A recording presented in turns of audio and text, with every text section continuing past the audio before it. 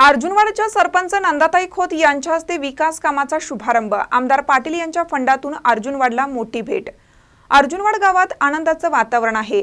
आपल्या गावच्या विकासासाठी एक मोठी कामगिरी झाली आहे। आमदार राजेंद्र पाटील यड्रावकर यांच्या फंडातून सुरू असलेल्या नवीन वसाहतमधील पाण्याची टाकी व रोड काँक्रिटीकरणाचे काम आज उद्घाटन झाले।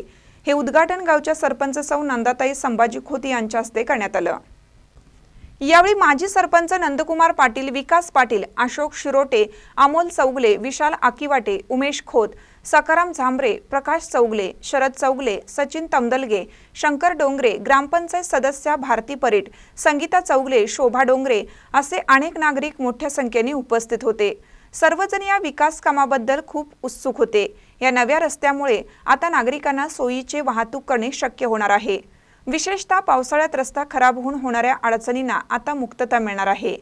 या विकास कामामुळे अर्जुनवाड गावचे सौंदर्य वाढणार असून ग्रामस्थांचे जीवनमान उंचवेल। हे सर्व शक्य झाले ते आमदार राजेंद्र पाटील यड्रावकर यांच्या दूरदृष्टी आणि ग्रामपंचायतीच्या प्रयत्नांमुळे।